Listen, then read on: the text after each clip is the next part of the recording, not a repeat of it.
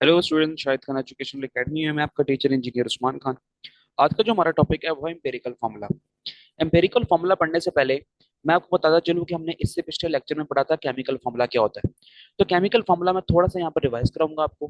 Chemical formula में हमने पढ़ा था स्टार्ट में कि केमिकल फार्मूला हम देखने से पहले हम देखते हैं कि हमारे पास कुछ ऐसे सर्टेन एलिमेंट्स हैं जैसे कि सोडियम और आयरन।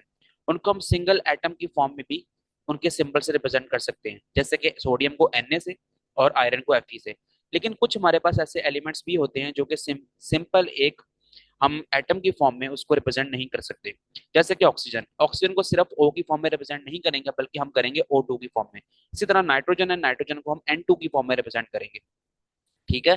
तो कुछ ऐसे एलिमेंट्स हो गए हैं जिनको हम सिंगल एटम की फॉर्म में भी लिख सकते हैं, और कुछ ऐसे एलिमेंट्स हो गए हैं जिनको हम मॉलिक्यूल की फॉर्म में लिख सकते हैं। इसके बाद हमने पढ़ा था कि केमिकल फॉर्मूलाज दो तरह के होते हैं कंपाउंड की फॉर्म में। अगर हम बात करें, पहले हमने जिक्र किया एलिमेंट्स की फॉर्म में, सिंगल एलिमेंट, और फिर जिक्र किया हमने दूसरा कि क्या मॉलिक्यूल की फॉर्म में।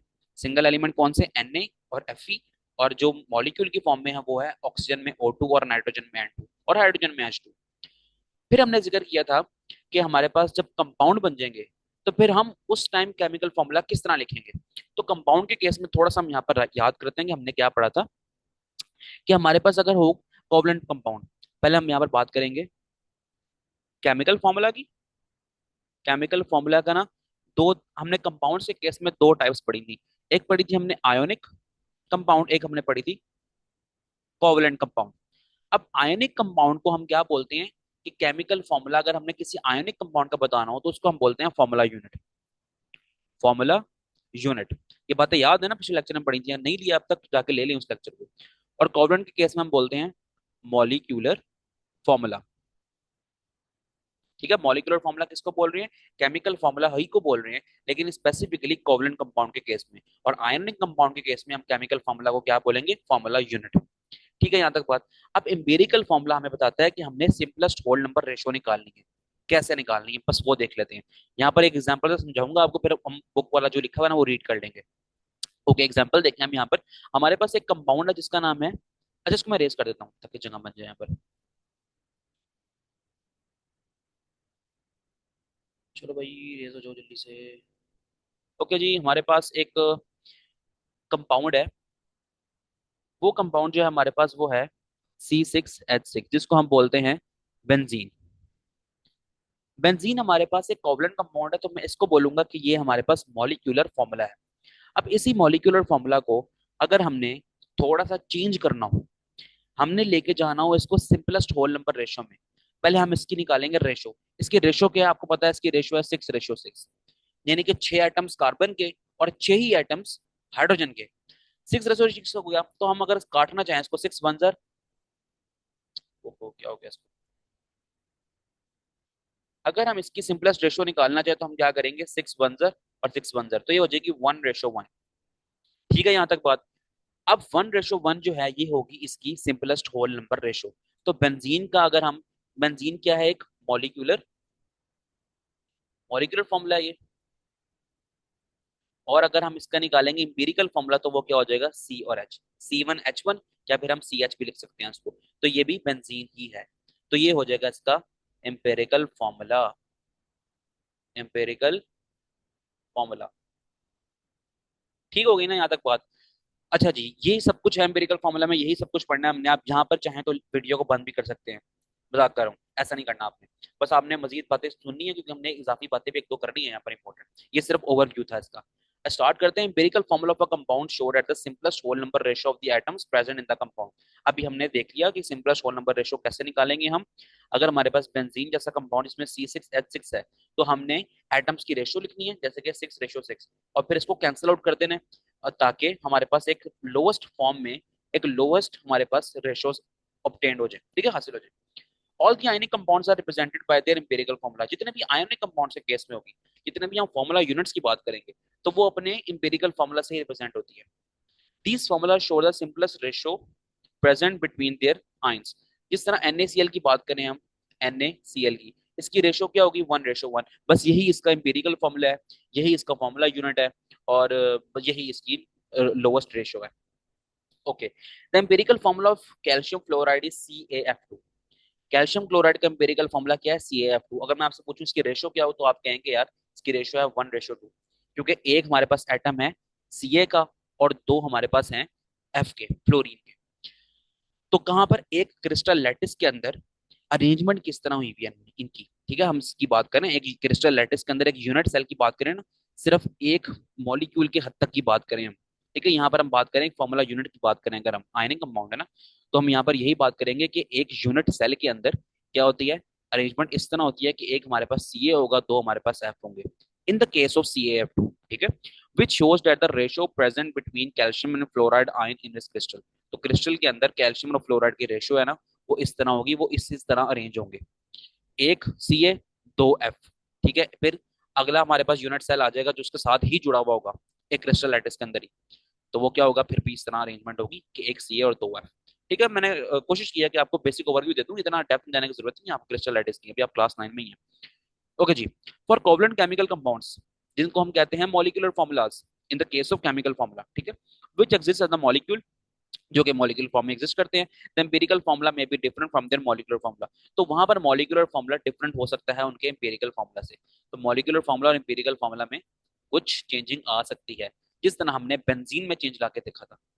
बस अब आपको समझ आ गई है बात।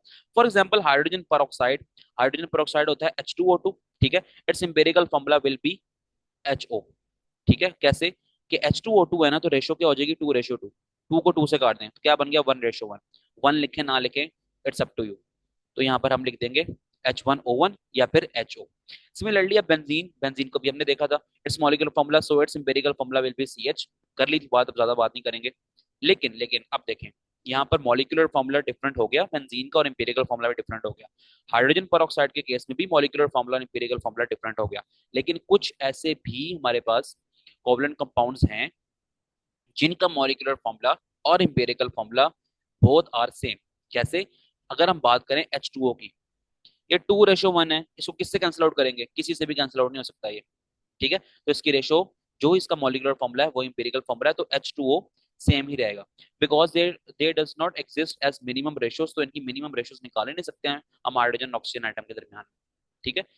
तो अगर फर्ज करें कोई हमारे पास ऐसा कंपाउंड है जिसके दो आइटम्स हैं, एक एक एलिमेंट के दो आइटम्स हैं और अगले के भी दो हैं, जिस तरह हाइड्रोजन पर था, तो दो और दो तो कट जाएंगे ना। लेकिन जब वाटर के केस में हम बात करें, हाइड्रोजन दो हैं और ऑक्सीजन हमारे पास एक है, फिर हम कैसे काटेंगे इनको, कैसे कैंसिल आउट करेंगे, नहीं कर सकते। Since an empirical formula does not tell us the actual number of atoms, बिल्कुल बात क्लियर हो गई कि एम्पिरिकल फॉर्मूला हमें एक्चुअल नंबर ऑफ एटम्स नहीं बताता। अगर हम बात करें मॉलिक्यूलर फॉर्मूला की, तो मॉलिक्यूलर फॉर्मूला हमें एक्चुअल नंबर ऑफ एटम्स बता रहा है। बेंजीन में C6H6 था, तो वो बता रहा है कि 6 कार्बन और 6 ही हाइड्रोजन है। लेकिन एम्पिरिकल फॉर्मूला ने उसको CH कर दिया, उसकी रेशो निकाल दी, ठीक है। तो हम कह सकते हैं कि एम्पिरिकल फॉर्मूला हमें एक्चुअल नंबर ऑफ एटम्स तो नहीं बता रहा किसी कंपाउंड में, rather it represents the simpler ratio between the atoms. लेकिन ये किस किसी भी कंपाउंड के अंदर ना सिंपलेस्ट रेशियो जरूर बता रहा है एटम्स टू एटम्स, ठीक है। It is possible that some compounds may have the same empirical formula. For example, both benzene and acetylene have the same empirical formula.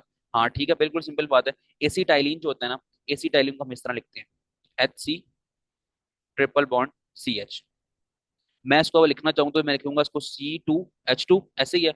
अगर इसकी रेशो निकालेंगे तो 2:2 हो जाएगा, जिसको कैंसिल आउट करेंगे तो 1:1 बन जाएगा। तो ये जो 1:1 है, तो हम अगर एसिटाइलिन को लिखें तो ये CH की फॉर्म में लिखा जाएगा, CH की फॉर्म में लिखा जाएगा। सिमिलरली अगर हम बात करें बेंजीन की, जो हमने बात की थी, तो बेंजीन भी CH की फॉर्म में ही लिखा जा रहा है। तो क्या empirical formula of benzene and acetylene same हो गए? तो आपका जवाब होगा जी हाँ, सेम हो गए। तो मॉलिक्यूलर फॉर्मूला सबके चेंज होते हैं, लेकिन इंपेरिकल फॉर्मूला किसी ना किसी कंपाउंड के सिमिलर भी हो सकते हैं। यहाँ पर हमारा इस लेक्चर को खत्म करेंगे, लेकिन इसको खत्म करने से पहले हमारे पास एक क्वेश्चन है यहाँ पर। आपको पता ही है, जिस तरह अगर आप हमें फॉलो करते आए हैं तो हम जो भी एक्सरसाइज का क्वेश्चन बुक में साथ साथ आता है उसको हम साथ साथ सॉल्व भी कर लेते हैं, ठीक है। तो छोड़ना नहीं है किसी भी चीज को, हर चीज सॉल्व करवा रहा हूँ आपसे आपको, तो आपने कर लेना साथ साथ। फिर भी कुछ समझ नहीं आ रहा तो कमेंट सेक्शन में बता देना क्या समझ नहीं आ रहा। ओके, अब हम चलते हैं। Give 2 examples of the compounds, दो मिसालें दो ऐसे कंपाउंड्स की जिनके पास एम्पिरिकल फॉर्मूला और मॉलिक्यूलर फॉर्मूला सेम हो। ओके, एक तो आपने बता दिया H2O, बुक ने बता दिया था हमें, ठीक है, और एक हम लिख देंगे CO2। H2O का एम्पेरिकल फॉर्मूला भी H2O है, मॉलिक्यूलर फॉर्मूला भी H2O है। इस तरह कार्बन डाइऑक्साइड का क्या रेशियो है? 1:2। कैंसिल आउट करके दिखाएं? नहीं कर सकते, बस यहीं पर ही बात खत्म करनी पड़ेगी। तो कार्बन डाइऑक्साइड ऐसा है कि जिसका एम्पेरिकल फॉर्मूला भी सेम है और मॉलिक्यूलर फॉर्मूला भी सेम है। तो बस ठीक है, बात समझ आ गई है आपको। तो अब हम खत्म करते हैं इस लेक्चर को।